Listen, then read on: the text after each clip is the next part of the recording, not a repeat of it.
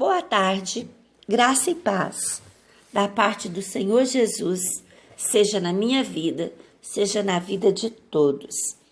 Hoje nós damos continuidade no capítulo 9 de Mateus, a partir do 18, e eu tenho um título: O poder de Jesus sobre a doença e sobre a morte.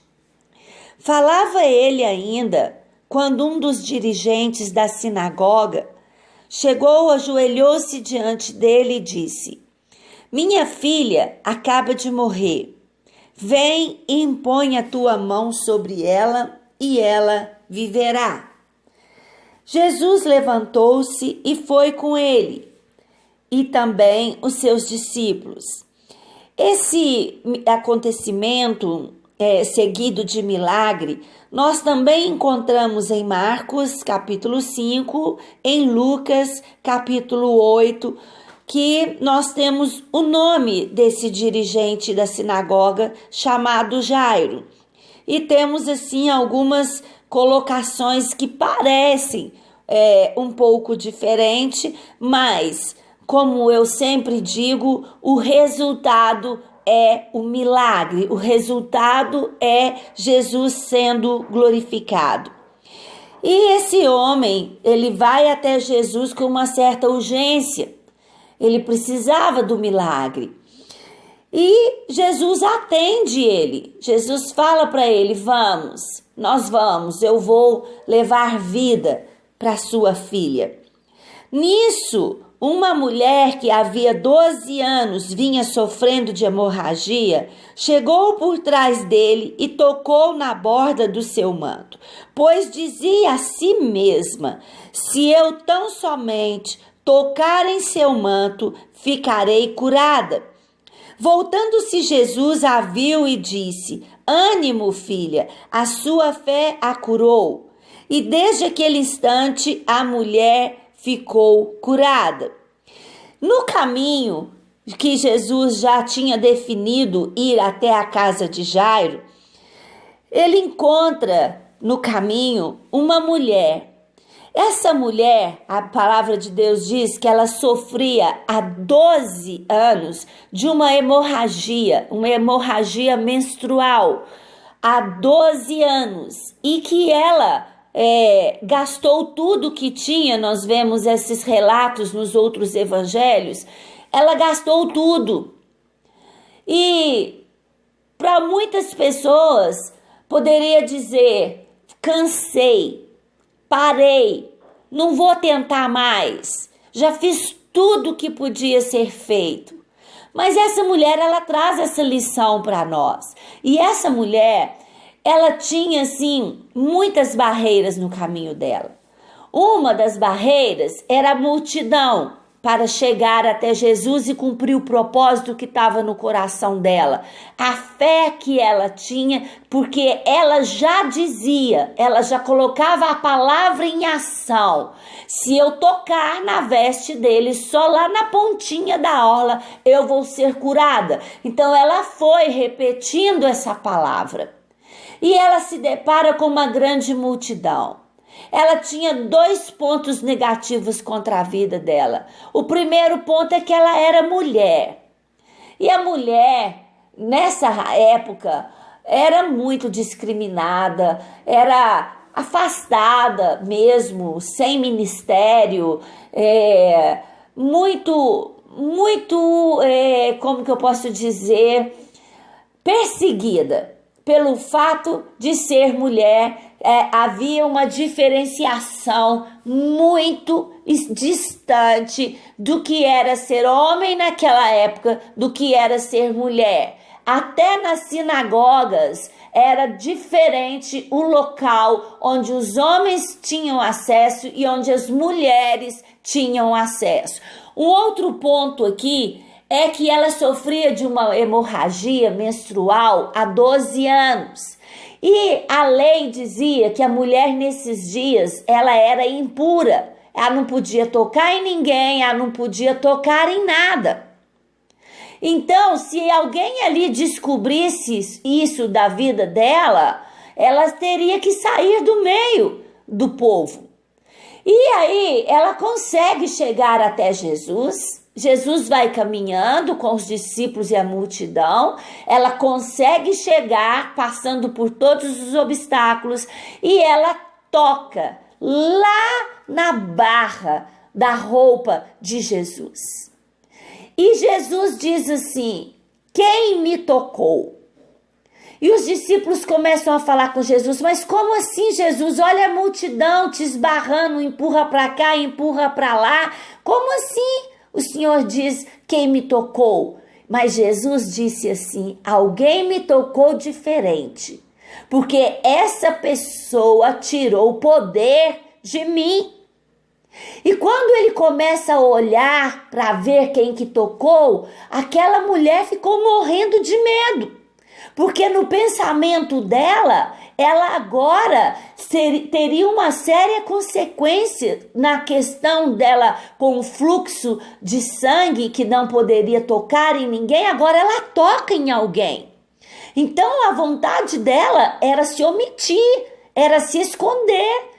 E quando Jesus continua e insiste quem me tocou, ela não se aguenta porque ela percebeu que o poder saiu mesmo e que ela foi curada. Então ela diz: fui eu quem tocou. Teve uma outra atitude de muita coragem.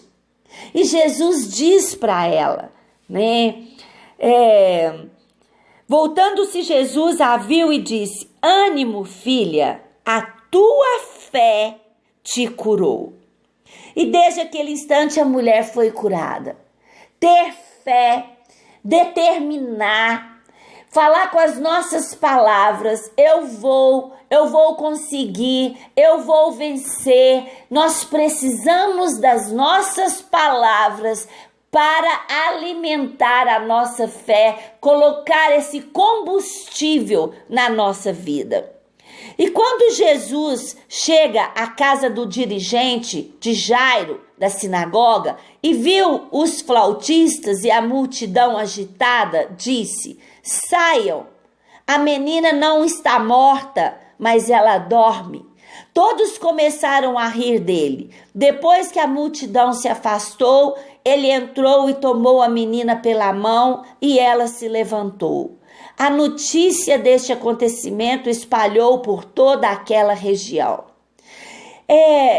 Outras características mais detalhadas nós vemos em outros evangelhos, que Jesus ele chega naquela casa e realmente quando ele diz a menina não está morta, a menina dorme, ali parentes e pessoas começam a questionar Jesus e falar: mas o senhor está achando que a gente não sabe o que é morte, não? O senhor acha que a gente não entende o que é uma pessoa morta? Ela está morta.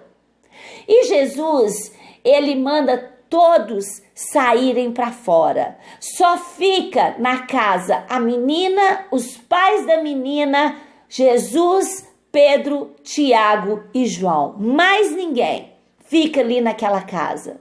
Isso é um grande aprendizado para as nossas vidas. Perto do nosso milagre.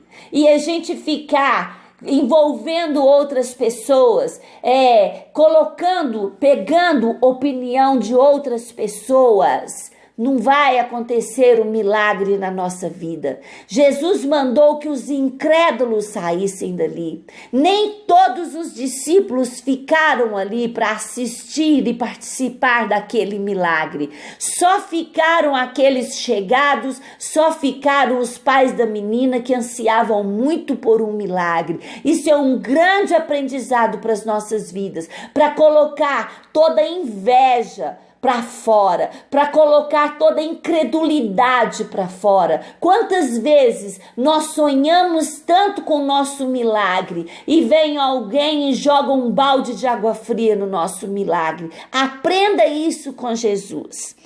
E depois nós temos no 27. Saindo Jesus dali, 2 cegos o seguiram clamando: Filho de Davi, tem misericórdia de nós. Entrando ele em casa, os cegos se aproximaram e lhes perguntaram: vocês creem que eu sou capaz de fazer isso? Eles responderam: sim, Senhor. E ele, tocando nos olhos dele, disse: que lhe seja feito segundo a sua fé.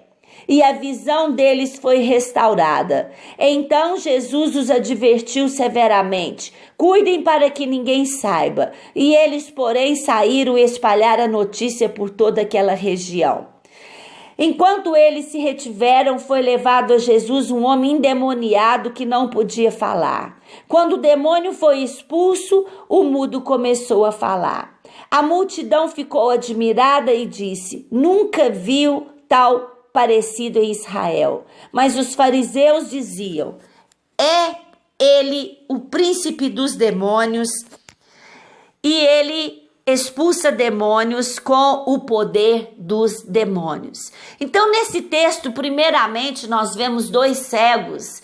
Também é aquela colocação entre o evangelho de Mateus, o de Marcos e o de Lucas, que citam um cego e colocam o nome dele de cego de Jericó. É bem mais detalhado. Eu aconselho a sempre estar lendo junto ao evangelho de Mateus os acontecimentos também em um desses evangelhos, porque a gente vê uma diferença que, como eu disse, pode ser porque Mateus andou com Jesus, presenciou, visualizou, os outros 2 não, ouviram como um relato, mas o que nós sempre precisamos trazer para nós: Jesus é poderoso para fazer milagres e para transformar as nossas vidas. Então aqui Mateus cita dois cegos que estavam ali à beira do caminho, que provavelmente ouvia, porque eles não enxergavam, sobre o ministério de Jesus, sobre os milagres que Jesus estava fazendo, e eles começam a gritar: Jesus, filho de Davi, tem misericórdia de nós. E alguns discípulos, alguns que seguiam Jesus, começaram a mandar que eles se calassem. Para de gritar, para de incomodar o mestre. Eu digo para você, não para. Não para de gritar pelo seu milagre, não para de orar pelo seu milagre. E aqueles cegos, eles chegam até Jesus e Jesus pergunta: o que queres que eu te faça? Né? Jesus quer saber da nossa boca, mesmo ele vendo que é óbvio na nossa vida, ele quer que a gente fale, ele quer que a gente tenha um diálogo, ele quer que a gente converse com ele. E eles disseram: nós queremos enxergar, nós queremos ver. E Jesus diz para ele: seja feito conforme a sua fé. E daquele momento em diante, eles enxergaram, né? Então, é de acordo com a nossa fé. Nós precisamos da fé. Sem fé é impossível agradar a Deus. Sem palavras de fé é impossível alcançar o nosso milagre. E depois Jesus, na mesma caminhada, ele encontra com um endemoniado. E Jesus, então, esse endemoniado é levado até Jesus e Jesus expulsa os demônios. Aquela pessoa era muda por causa daquele demônio e ela passa então a falar. Muitas pessoas estão sob influência de demônios, tem doenças e as doenças delas é espiritual. Quando Jesus expulsa esse demônio, o homem que era mudo, ele passa a falar. Como que eu vou saber disso? Procure uma pessoa de Deus, procure um pastor, um líder espiritual, principalmente nessa área, abrangência de libertação, porque vai ter o discernimento espiritual dado pelo Espírito Santo e vai poder ajudar você e vai poder ajudar a sua família.